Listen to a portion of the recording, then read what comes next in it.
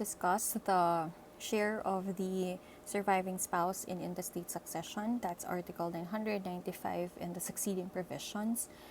Some rules that you may take note of. So if the spouse alone survives, meaning wala ng parents yung decedent, no children and other relatives, then the surviving spouse would inherit the entire estate. And compared to testate succession, in legal succession, there is no such provision that if the marriage was celebrated in articulo mortis and then the decedent died within 3 months after the celebration of marriage, bababa yung share nung surviving spouse. So in legal succession, walang ganon, no? So if the surviving spouse alone survives, notwithstanding the death of the decedent, within 3 months, no, from the celebration of the marriage in articulo mortis, then the rule remains to be the same, no? The surviving spouse gets to inherit the entire estate. But of course, the spouse here should be the legal spouse, no? The common law spouse is never entitled to inherit. And in case there is legal separation, only the innocent spouse, no, is entitled to inherit, okay? But if you are the guilty spouse, therefore you cannot inherit. And another thing, in the computation of the estate, whether testamentary or legal, take into account muna the partnership property between the spouses, with whether it's absolute community or conjugal partnership, because before you distribute the estate, you have to give first, no, the share of the wife in the conjugal property or the partnership property upon the dissolution of the marriage. So ihatag sa ang share sa wife and then share sa husband. So if it's like 1 million, yung 1 million ihahati mo muna between the two, 500k sa wife, 500k sa husband. If it was the husband who died, then the estate of the husband, meron ding share doon ang wife, no, as an heir. And if ang surviving spouse lang ang the lone surviving heir, then yung 500k na share ng kanyang husband, sa wife lang gihapon siya mapadulong. So be careful in computing the net estate. So if the problem states here the estate of the husband is 1 million, then that is already considered as like the gross estate, no, of the decedent or of the husband. But if the problem would say the spouses still left properties worth 1 million and then the husband died, so that's an indication na you still have to give, no, the share of the wife. Okay, so yung share lang nung deceased na spouse, so if it's the husband who died, then share lang ng husband yung subject of the distribution of the estate. So you have to kumbaga i-separate sa nimo, no, ang share sa wife, no, in the conjugal or absolute community property. Kindly read the case of Sandejas versus Lina. Okay. Ayan. The proper determination of the seller heir's shares requires further explanation, because when a marriage is dissolved by the death of the husband or the wife, the decedent's entire estate under the concept of conjugal properties of gains must be divided equally, with one half going to the surviving spouse and the other half to the heirs of the deceased. After the settlement of the debts and obligations, the remaining half is again distributed to the legal heirs, legatees, and devices. Alright, so you have to take all those into account.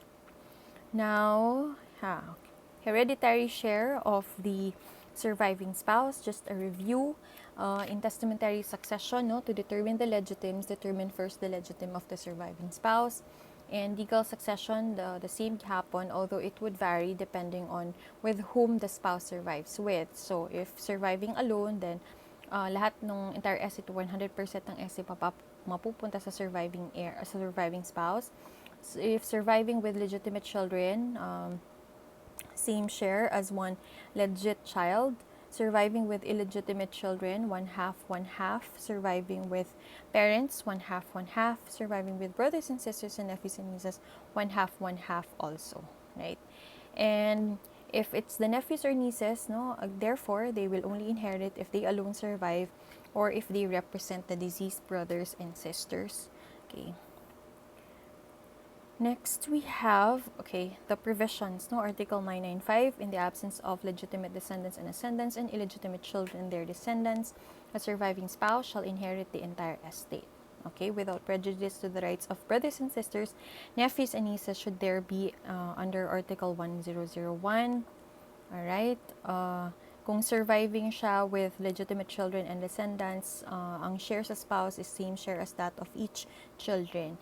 And 996 speaks of children and does not expressly provide for a case where when there is only one legit child, no, unlike in the case of legitim. So if there is only one legit child concurring with the surviving spouse and there are no other relatives, both will get equal intestate shares, no, in accordance with the clear intent of the law to consider the spouse as a child. Okay? And then 997, kung surviving with legitimate parents or ascendants sa surviving spouse, one half. Legit parents or ascendants, one half. And then surviving with illegitimate children, one half then, and then one half. Tapos, illegitimate children or their descendants, whether legit or illegitimate, to the other half. Okay. 999, okay, when the widow or widower survives with legit children or their descendants and illegitimate children or their descendants, whether legit or illegit, such widow or widower shall be entitled to the same share as that of a legitimate child. So, ito, concurring surviving spouse with legit children and then illegitimate children. So, ang iyaha is same share, no, as one legit child. Two or more legit child. If legitimate ascendant, surviving spouse, and illegit children are left, the ascendant shall be entitled to one half, and the other half shall be divided between the surviving spouse and the illegitimate children, or such that widower will have 1/4, illegitimate children 1/4. So we have here surviving spouse, okay, and then we have legitimate parents and ascendants, and then we have illegitimate children. So, ay, shucks, wait. Ayan. So, here we have ang legitimate parents, sila ang one half, no? And then, the other half, ang dalawang surviving spouse and illegitimate children. So, 1/4 each. 1001, ito yung basis mo for saying that the brothers and sisters, no, they concur with the surviving spouse. And then, 1002, in case of legal separation. Alright. So, just to review, again, dapat, no, the decedent and the surviving spouse must be legally married, and then the surviving spouse, of course, must not be the guilty party when there is legal separation, and a requirement is that dapat na ay decree of legal separation, kasi walang decree, then you cannot apply the disqualification of the guilty spouse not to inherit from the innocent spouse. And then, if there is a reconciliation between the surviving spouse and the decedent prior to the death of the decedent, even if na decree of legal separation, then the surviving spouse is now qualified to inherit. And then, in intestate succession, there is no similar rule on death in articulo mortis. Alright? And if the surviving spouse with one legit child and one illegitimate child, there is no such provision in intestate succession. So, the rule is to give one half to the legit child, then the illegitimate child gets one half of the share of the legitimate child, and then the spouse gets the remainder, because in testate succession, no, the spouse gets 1/4. Alright, so this is ayan. This one is not provided, no, in the rule on intestate succession, because ang nakalagay lang naman dito is maraming children, no, surviving with legitimate children, and then illegitimate children or their descendants. What if one legit, one legit, and then one illegitimate child, and then surviving spouse? Okay, so ang hatian will be one half to the legit child, and then one half of the share of one legit child ang magiging share ng illegitimate child, and therefore the spouse, no, gets the remainder, which is 1/4, right? And then, if there is partial intestacy, you charge the legacy or the device to the share of the one who gets more by intestacy than by intestacy. So, diba, intestate succession, the share of the spouse concurring with the parent, right, is 1/4, while in intestacy, 1/2. So, mas dako ang share sa spouse, no, by way of intestacy. So, you charge, no, the legacy or the device to the share of the spouse, and as long as, of course, the legitim of the surviving spouse is not impaired. Siguro an example, the estate is worth, let's say the estate is worth 1.4, no? 1.4 million pesos. M and M are the two legitimate children and then O is the spouse and A is an illegitimate child, no? How are you going to divide the estate here? So we have the testator and then married to O and then meron siyang anak, no? Dalawang legit children. So M, N, and then A is an illegitimate child. How are you going to divide the estate? So, 2 legit, 1 illegitimate child, and then concurring with a surviving spouse. Now, compute the shares of each one. It must be noted in computing, even with the use of the computation that we normally use for computing the legitims at estate succession, the shares of the legitimate children should not go below their shares at testamentary succession. Alright, so let's try, let X be the share of one illegitimate child, no? Sabihin natin, so we have X here, one legit child, right? And then dalawang legitimate children. So this is dalawa ba? Okay. And then share pa pala sa spouse kasi buhay pa ang spouse. Ang 'di ba ang pag may 2 or more legit children, ang share ng spouse is similar to the share of one legit child. So 2x. So 6, how many x's are there? We have 6, 7x, right?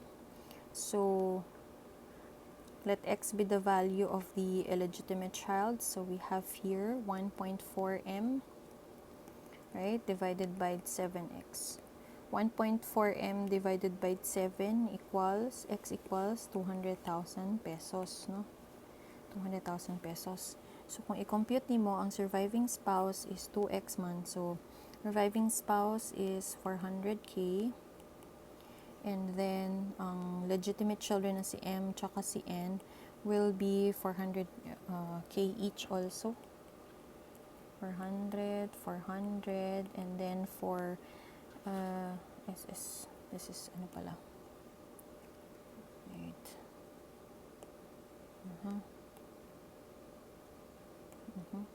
This is O, no, the surviving spouse. And then we have A here, the illegitimate child. Ang iyaha is only 200,000 pesos. Ganyan. So, okay lang tayo, right? 400 times 3 is 1.2 million plus 1 is 1.4 million. Now, the problem here is, for example, dili lang isa ang illegitimate children. What if there are 8 illegitimate children, right? So, let's try. Let x, no, be the value of the illegitimate child. Let's see.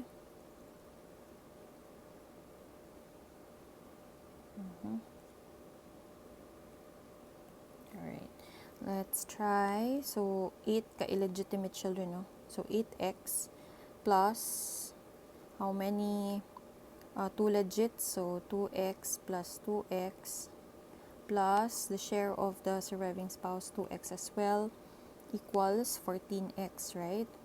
So, 14x, 1.4 million pesos divided by 14x equals how much? X is 100,000 pesos. Okay?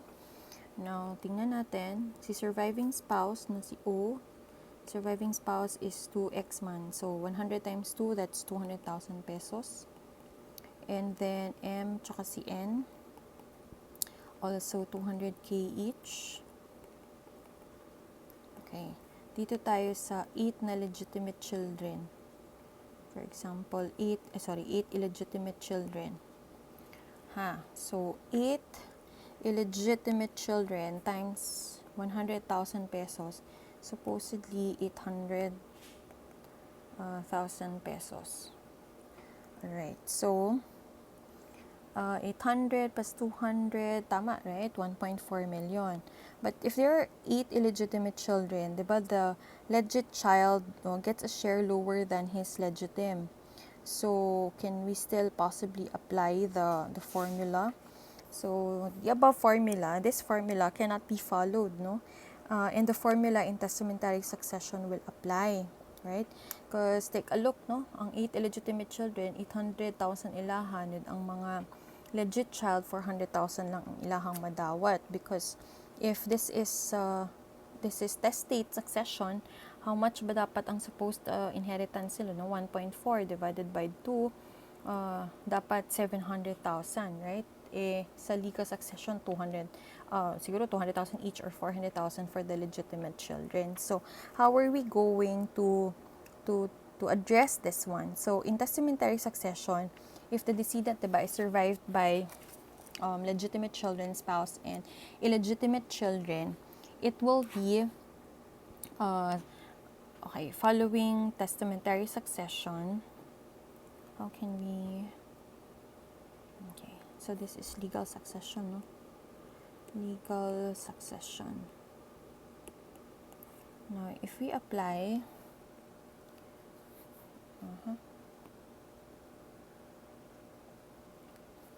If we apply testamentary succession, okay...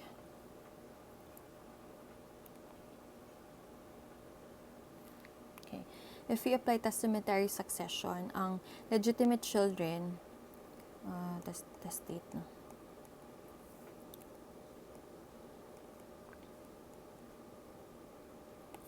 We have 2 legitimate children, and then we have the surviving spouse, and then 8 illegitimate children. Ang value sa estate kay total of 1.4 million pesos. So, ang legitim, sa duha ka legitimate children, 1.4 divided by 2, it's 700,000 pesos, diba? Or 350K each. 350,000 pesos each. For the surviving spouse, how much? It will be 350,000 pesos, correct? And then, ang 8 na illegitimate children, kahit sabi mo pang half the share of the one legitimate child, hindi talaga yan siya kakasya. So, yung remaining na lang ng free portion na 350,000 pesos ang to be divided by the 8 illegitimate na children. Okay. So, only that portion shall be given to the illegitimate children. So, after computing, there must be an evaluation if the legitims are still intact. If not, the division in testamentary succession must prevail because the estate can still be dispensed with. Alright. In Del Rosario versus Conanan, I think we've already discussed it last time, no? What if an adopted child concurs with the parents of the adopter? Will the adopted child exclude the parents of the descendant, no, or the adopter? When the case of Del Rosario versus Conanan was decided by the Supreme Court, wala pa yung Domestic Adoption Act, no? So, ang sinabi ng Supreme Court in that case, the parents, diba, and the adopter are tied by their blood relation, whereas ang adopter and adopted tied only by a legal fiction, no? Relationship created by law. So, if you apply that, treating the adopted as a legitimate child would exclude the adopter's legitimate parents, and sabi ng Supreme Court in that case, it would be unfair to give a more priority to a relationship that's just created by law than the relationship created by blood. So that's jurisprudence, but we have here the family code now. We have the Domestic Adoption Act, in which ang adopter and the adopted shall have successional rights. So while there is yet no clear pronouncement, the provisions of the Domestic Adoption Act did not repeal the provisions also of the Civil Code, because in all these laws it has always been consistent that the adopted child, diba, has the same rights as that of illegitimate child. So if you will be asked, so I think it's sound to just stick with the provisions under the Domestic Adoption Act. So ang adopted child has the same rights as that of a legitimate children. So the presence of a legitimate child, aka the adopted child, will necessarily exclude the parents of the adopter. Now, Yeah. What else? In let me see. Okay. In case the surviving spouse no survive with illegitimate children, tapos may parent, legitimate parent, tapos na ay legacy. To whose share will you charge the legacy? So last time, I've discussed to you that we should charge the legacy in the intestate share of the spouse.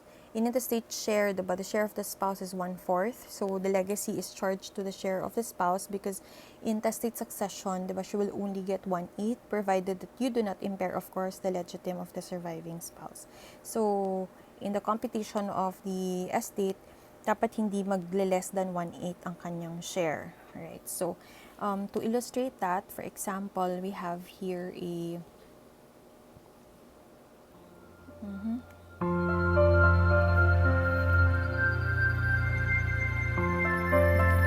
For example, we have here an estate that is worth 2 million pesos.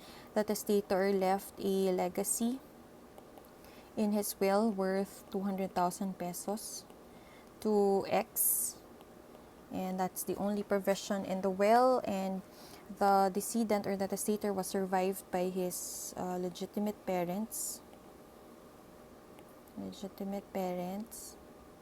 Tapos, ang iyahang spouse, human, ang iyahang illegitimate child, no?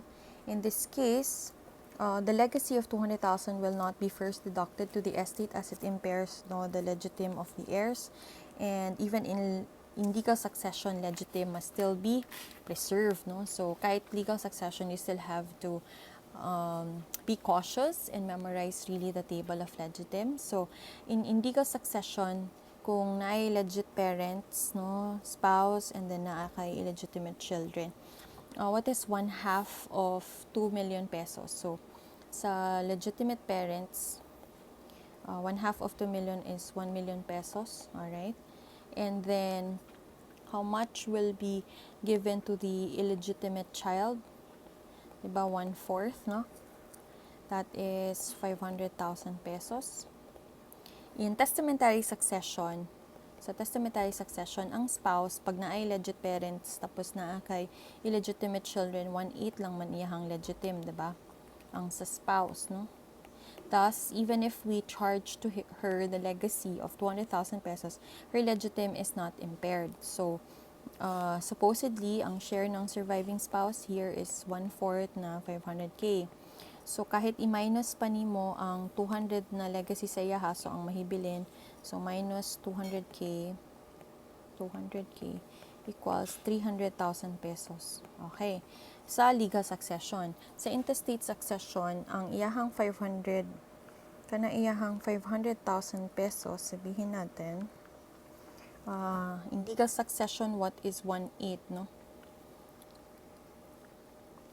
What is the 1/8 share in legal succession?